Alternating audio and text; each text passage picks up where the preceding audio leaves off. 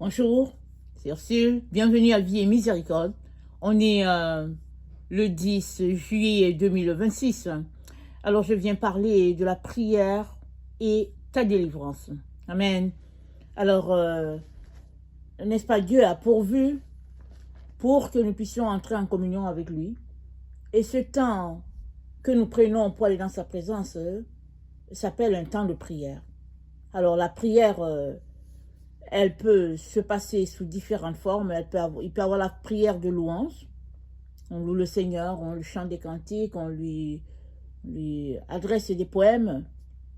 Et la prière peut aussi être une prière, n'est-ce pas, où on vient devant lui pour tout simplement lui dire merci et puis pleurer de joie et célébrer ce qu'il est pour nous.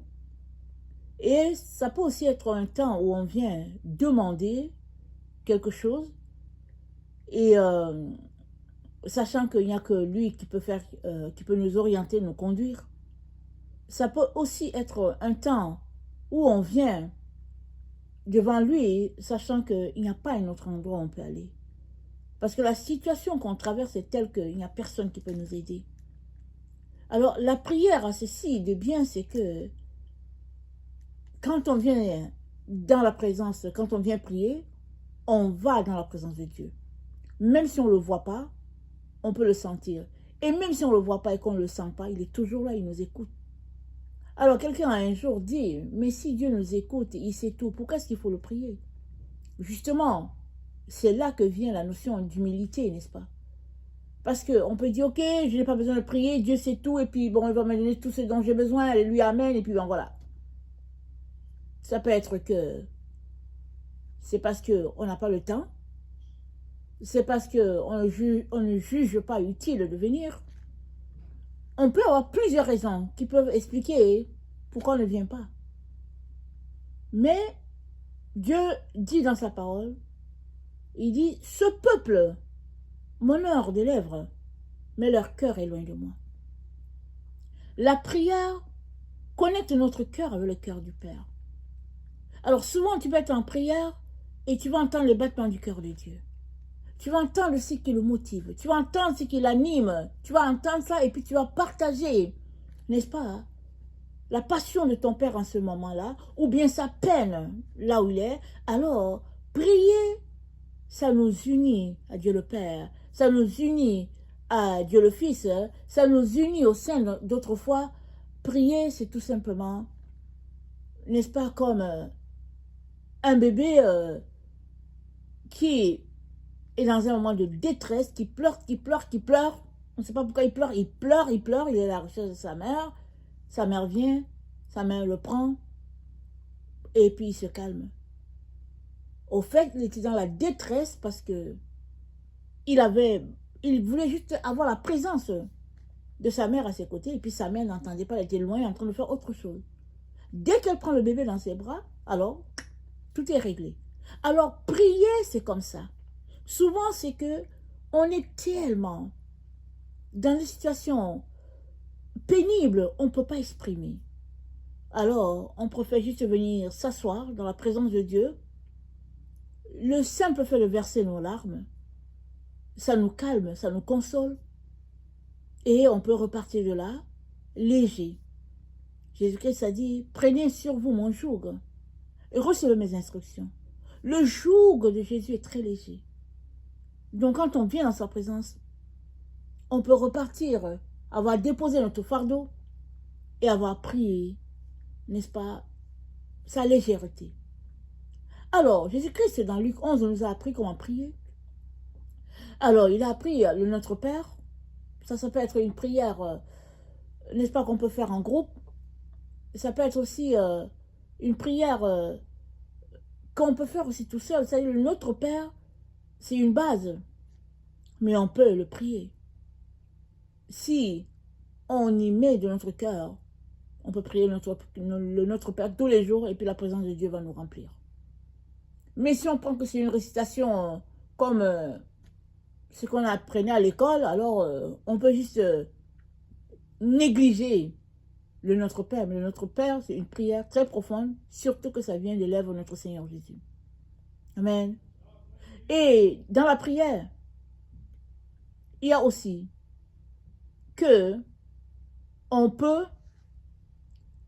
demander quelque chose à Dieu avec agonie, avec insistance, comme dans Luc 11, où quelqu'un est venu cogner à la porte de son ami, il avait besoin d'aide, et l'ami dormait, mais il voulait du pain pour ses enfants. Il a tellement insisté, que celui-là qui dormait voulait dormir. Alors il a dit, je vais lui donner le pain parce que je veux la paix. Je veux qu'il arrête de cogner à ma porte, je veux la paix. Et il est sorti, il lui a donné le pain. Alors la prière, souvent amène à nous la réponse de notre Dieu. Parce que tellement on a prié. On peut prendre l'exemple de Paul, Silas et Barabbas, en prison. On les a jetés en prison. C'est dit qu'ils sont mis à louer le Seigneur.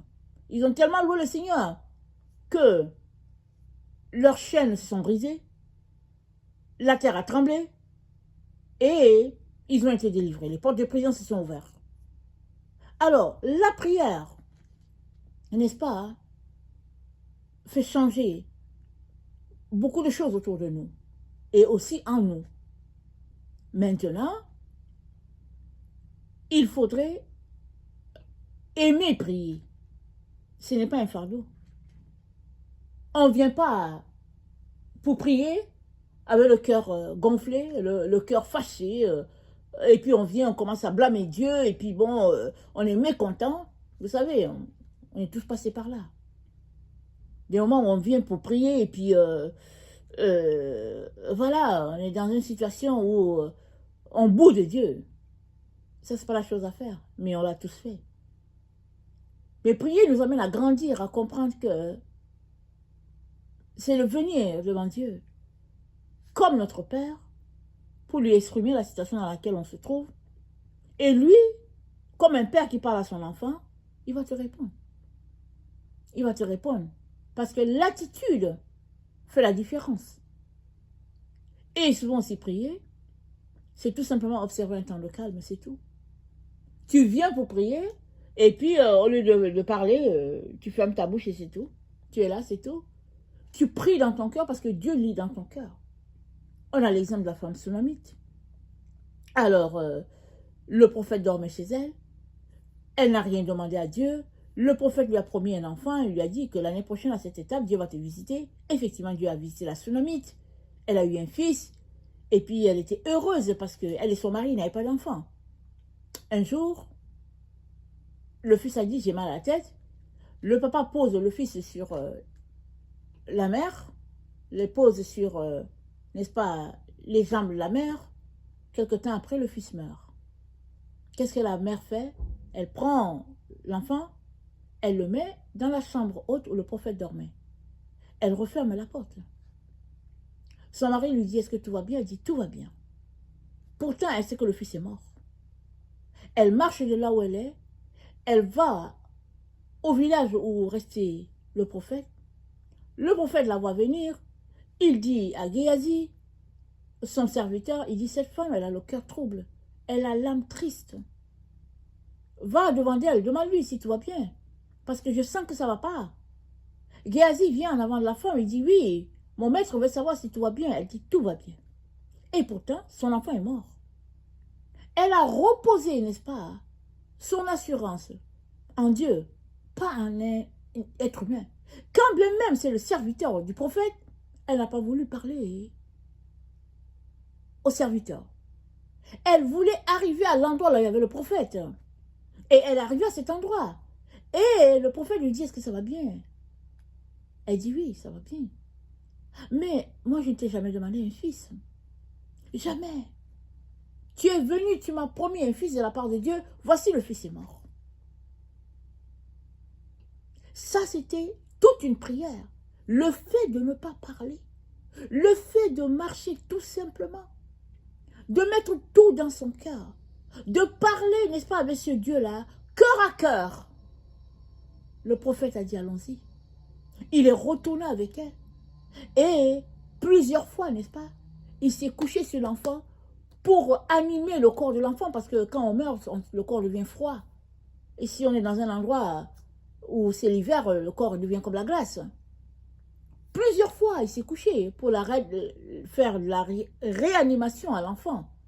Plusieurs fois, afin de donner à cet enfant, hein, n'est-ce pas, la chaleur de Dieu qui venait de lui. Vous savez, les prophètes, ils sont loin. Et l'enfant est revenu à la vie. Il l'a pris, il l'a redonné à sa mère. Alors, imaginez que, si ton enfant meurt, elle est alertée le village pour dire « Eh oh! Eh oh !» Alors, tout le village serait là rempli dans la maison, en train de pleurer. Elle n'aurait pas eu le temps de marcher jusqu'à l'habitation du prophète et de bénéficier de son miracle. La prière fait amener à nous les miracles de Dieu. Souvent dans une situation complexe, la seule chose à faire, c'est de parler juste à Dieu. C'est de ne même pas ouvrir sa bouche. C'est de tout laisser au pied de la croix et de venir avec son chagrin devant Dieu pour dire « Seigneur, c'est plus fort. C'est trop fort, Seigneur. C'est plus que ce que je peux supporter. Toi, prends la situation. Dis-moi quoi faire. Réponds à mes soupirs. » Et dans ces moments où on agonise, Dieu vient toucher ces différents domaines de notre vie qui pourraient bloquer notre bénédiction. On peut être en colère, on peut être frustré, on peut être en train, n'est-ce pas, de maudire dans notre cœur, on peut être dans tous les états contre Dieu, si bien que la seule chose qu'il y a à faire, c'est de fermer sa bouche et de ne rien dire. Et pendant qu'on est calme, l'Esprit de Dieu vient tranquille, n'est-ce pas, masser notre cœur, parler au plus profond de nous, afin que nous puissions demander pardon à Dieu. Pour notre attitude envers lui. Parce que très souvent, dès qu'il y a une situation difficile, tout le monde blâme Dieu. On le blâme, on lui dit, mais tu savais tout ça, pourquoi ça ne t'a pas empêché? Qu'est-ce qu'il fait? Les gens ils ont dit, mais ok, il a ressuscité les autres. Pourquoi lui, il ne s'est pas ressuscité lui-même? C'est ça qu'il disait à Jésus. Jésus était sur la croix en train de souffrir. Il disait, ok, mais voilà, il ressuscite des gens et puis lui, il ne se ressuscite pas. Imaginez que Jésus-Christ est ressuscité. Pendant qu'il n'était même pas encore mort, imaginez que Jésus-Christ descendait de la croix. Que serions-nous devenus? Il n'y aurait pas eu de salut pour nous. Parce que notre intelligence, n'est-ce pas, est souvent empêchée de comprendre les choses de Dieu. La seule manière pour Dieu de nous communiquer ses grâces, c'est de venir devant lui dans la prière. Et ce n'est pas dit qu'il va nous donner toutes les réponses. C'est pas dit qu'il va nous dire, écoute, la situation est comme ça parce que c'est comme ci, parce que c'est B et puis parce que c'est Z. Non. Il ne va pas forcément te dire ce qui se passe. Mais le simple fait que tu viennes dans sa présence va faire que tu seras soutenu par le Saint-Esprit qui est là pour te consoler, pour te donner sa chaleur, pour te donner de l'assurance. Et tu es en train de marcher sur le chemin de ta délivrance. Parce que la délivrance vient à coup sûr. Elle vient alors que tu communiques avec Dieu. Alors que tu viens devant lui exprimer ta détresse, ta honte, ta misère, la trahison dans laquelle tu vis. Tu viens devant Dieu, pas devant les hommes. Parce que les hommes ne peuvent pas comprendre. Quand bien même ils peuvent recueillir 1, 2, 3 de tes larmes, ils ne peuvent pas t'aider. Et très souvent même, dans leur cœur, ils vont dire bien fait. Bien fait pour lui, bien fait pour elle. Ils sont contents de voir les autres souffrir. C'est comme ça que l'être humain est. Ça fait partie de la matière, la terre, n'est-ce pas, dans laquelle, n'est-ce pas, nous avons été faits et qui fait que nous nous réjouissons tout simplement de tout ce qui est pénible, qui est difficile. Nous sommes là, nous prenons plaisir à la peine des autres. Mais dans la prière, Dieu vient apporter un baume, essuyer tes larmes, te parler encore d'amour et te chuchoter que tout ira bien. Voilà pourquoi il est important que tu viennes prier. Quand bien même tu ne sens pas le besoin, viens prier.